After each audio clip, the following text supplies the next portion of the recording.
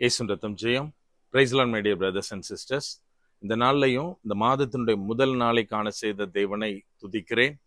இந்த நாள் வரை நம்மை கண்ணின் மணி போல பாதுகாத்து வருகிற அவரது மேலான கிருபைக்காய் அவரை இன்னும் அதிகமாய் துதிக்கிறேன். இந்த நாளிலே இந்த மாதத்தினுடைய வாக்கு தத்தமாய் ஆவியானவர் தெளிவாய் உணர்த்தின காரியம், ஆசீர்வாதமாய் மாறுவாய். அதாவது இன்னைக்கு நம்மளுடைய வாழ்க்கையில நம்ம ஒவ்வொருத்தருக்கும் நம்மளுடைய வேலையாகட்டும், பிஸ்னஸ் ஆகட்டும், பிள்ளைகளுடைய வாழ்க்கையாகட்டும், இன்னும் வாட்டவர் என்ன செஞ்சுட்டு இருந்தாலும் சரி, நம்மளோட என்ன மாதிரியான காரியங்கள் இருந்தாலும் சரி, நமக்கு தேவைப்படுறது அதுல ஒரு ஆசீர்வாதம். அது கர்த்தரிடத்திலிருந்து வரும்போது நம்ம ஒவ்வொருவரும் மிகவும் சந்தோஷமா இருப்போம். நம்மளுடைய எதிர்பார்ப்பு அதாத்தான் இருக்கு. நம்மை பார்த்துதான் ஆவியானவர் இந்த நேரத்துல சொல்லுகிறார், நீ ஆசீர்வாதத்தை எதிர்பார்த்து கொண்டிருக்கிறாயா? நீ ஆசீர்வாதமாய் மாறுவாய். அதாவது நம்ம நினைக்கலாம், என்ன பிரதர், ஆசீர்வாதமாய் நம்ம எப்படி மாற முடியும்? நானே இன்னைக்கு ஏதாவது ஒரு வகையில எனக்கு காரியம் நடக்காதா?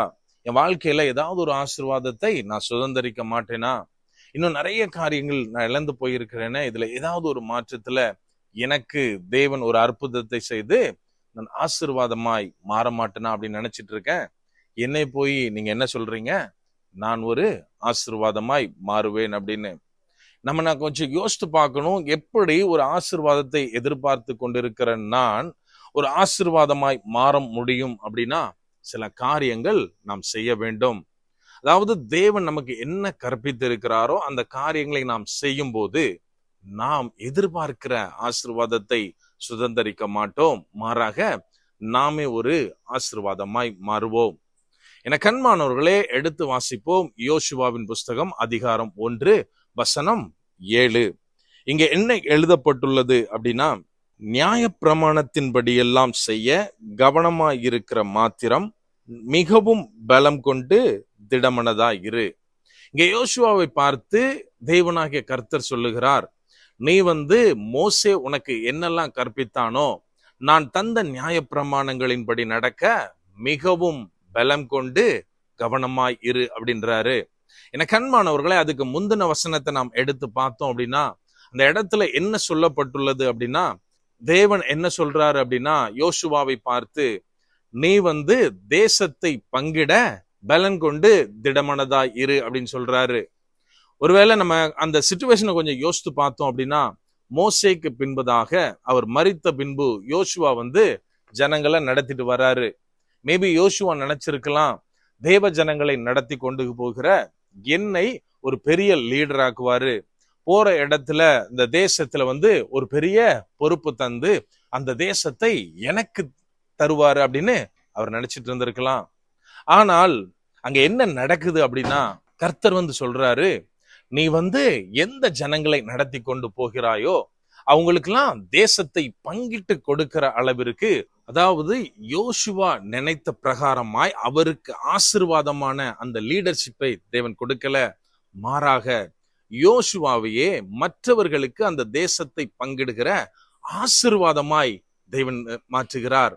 என கண்மானவர்களே, இன்னைக்கு நம்முடைய வாழ்க்கையில நம்ம நினைச்சிட்டு இருக்கலாம், நான் பார்க்கிற வேலையில, நான் ஏறெடுக்கிற இந்த பிசினஸ் ஆகட்டும், நான் செய்கிற இந்த ஊழியமா இருக்கட்டும், இதுல எல்லாம் தேவன் எனக்கு ஒரு ஆசீர்வாதத்தை கட்டளையிடணும் அப்படின்னு நம்ம நினைச்சிட்டு இருக்கலாம். ஆனால் நாம் செய்ய வேண்டிய காரியங்களை செய்கிறோமா? நம்ம கொஞ்சம் யோசித்து பார்க்கணும். இங்க சொல்றாரு, எதில் மிக கவனமா இருக்கணும் அப்படின்னா, அதாவது தேசத்தை பங்கிடுவதற்காக நீ பலன் கொண்டு திடமனதாயிரு அப்படின்னு சொன்ன கர்த்தர் தன்னுடைய கற்பனைகளை, நியாய பிரமாணங்களை யோசுவா கடைபிடிப்பதிலே மிகவும் பலன் கொண்டு திடமனதா இருக்கணும் அப்படின்னு சொல்றாரு. அப்படியானால் ஒரு தேசத்தை வெல்வதை பார்க்கிலும் தேவனுடைய காரியத்தை செய்வதற்கு மிகவும் அதிகமான பலன் தேவைப்படுகிறது. எனக்கு அன்பானவர்களே, இன்றைக்கு நாம் என்ன செய்து கொண்டிருக்கிறோம்? என்னுடைய வாழ்க்கை ஆசீர்வாதமா இருக்கணும் அப்படின்றதுக்காக நான் பார்க்கிற வேலையில கான்சென்ட்ரேட் பண்றேன். நான் செய்கிற செயல்கள் எல்லாவற்றிலும் ஒரு பெர்ஃபெக்டா இருக்கணும், இதன் மூலமா எனக்கு ஆசீர்வாதம் வரும் அப்படின்னு நான் இன்னைக்கு நினைச்சிட்டு இருக்கேன். ஆனால் தேவனுடைய காரியங்களில் எப்படி இருக்கிறோம்? நம்ம கொஞ்சம் யோசித்து பார்க்கணும். தேவன் சொன்ன தேவனுக்குரிய காரியங்களில் நான் உண்மையாக பெர்ஃபெக்டா இருக்கிறேனா நம்மை நாமே சோதித்து அறிய வேண்டும். அதாவது ஆபீஸுக்கு 2 நிமிஷம் கழிச்சு போய் பஞ்ச் வச்சா ஆஃப் டே லீவு அப்படின்ற ஒரு காரியத்துக்காக நம்ம என்ன செய்வோம் அப்படின்னா, என்ன வந்தாலும் சரி, என்ன நடந்தாலும் சரி, கரெக்டான டைமுக்கு ஆபீஸ்க்கு போவோம். ஆனால் இதே ஒரு அக்கறை நமக்கு சர்ச் டைமிங்ல இருக்கா? நம்ம கொஞ்சம் யோசித்து பார்க்கணும்.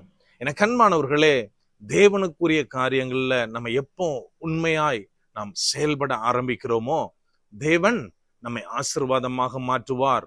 எப்படி யோசுவாவிடத்தில் நான் சொன்ன நியாயப்பிரமாணத்தின்படி நீ நடக்கிறாயோ, மிகவும் கவனமாய் நடக்கிறாயோ, அப்போது நான் உன்னை பலப்படுத்தி மற்றவர்களுக்கு பங்கிட்டு கொடுக்கிற பாத்திரமா உன்னை மாற்றுவேன் என்று சொன்னாரோ, அதே போலதான் இன்னைக்கு நம்மை பார்த்து ஆவியானவர் சொல்லுகிற காரியம், நீ ஆசீர்வாதத்திற்காய் நின்று கொண்டிருக்கலாம், ஆனால் ஆசீர்வாதமாய் மாறுவாய். அதுக்கு நாம செய்ய வேண்டிய காரியம், கர்த்தருக்குரிய காரியங்களில் கர்த்தரிடத்தில் நாம் உண்மையாக இருப்பது. அப்படியே கண்களை மூடுவோமா? அன்பான ஆண்டவரே, இந்த நேரத்திலே அப்பா உம்மை நோக்கி பார்க்கிறோம். ஆவியானவர் நீர் எங்களோட இருக்கிறீர், அதற்காய் நன்றி செலுத்துகிறோம். அப்பா, இந்த மாதத்துக்காய் நன்றி தகப்பனே, உமது வாக்கு தத்தத்துக்காய் நன்றி அப்பா. அப்பா, அநேக நேரத்துல நாங்க மற்ற காரியங்களுக்கு இம்பார்ட்டன்ஸ் கொடுக்கிறோம். ஆனாலும் தேவனே, உமக்குரிய காரியங்களில சில தடங்கல்கள், சில சோம்பல்கள் எங்களுக்குள்ளா இருக்கிறதை ஆவியானவர் நீர் அறிந்திருக்கிறீர். அப்பா, உமக்குரிய காரியத்துல நாங்கள் உண்மையா இருக்க, அப்பா, நாங்க ஏதோ நினைக்க கூடாது, எங்களுக்கு ஞான பிரமாணம் கிடையாது அப்படின்னு நீங்க சொல்லி இருக்கிறீங்க. இயேசு கிறிஸ்து தெளிவாக எங்களுக்கு கற்பித்த கற்பனையின்படி முதலாவது தேவனையும், இரண்டாவது எங்களை போல பிறரையும் நேசித்து வாழ ஆவியானவரே நீர் எங்களுக்கு உதவி செய்யுங்க. இந்த மாதத்திற்காய் மறுபடியுமாய் நன்றி தகப்பனே. இதை கேட்டுக்கொண்டிருக்கிற ஒவ்வொருவரையும் இந்த கரத்திலே ஒப்பு கொடுக்கிறோம். தேவனுக்கு முன்பாக தேவனுக்குரிய காரியங்களில் அவர்கள் ஒவ்வொருவரும் உண்மையாய் உத்தமமாய் இருக்க ஆவியானவர் நீர் உதவி செய்யுங்க. முற்றிலுமா எங்களை தாழ்த்தி ஒப்பு கொடுக்கிறோம். இந்த மாதத்தினுடைய தேவைகள் யாவையும் நீர் சந்திப்பீர் என்பதை விசுவாசித்து அறிக்கையிடுகிறோம். பலப்படுத்தி ஆசீர்வதிங்க. மீட்பர் இயேசுவின் மூலம் ஜெபிக்கிறோம். ஜெபம் கேளும் எங்கள் நல்ல பிதாவே. ஆமென். God bless.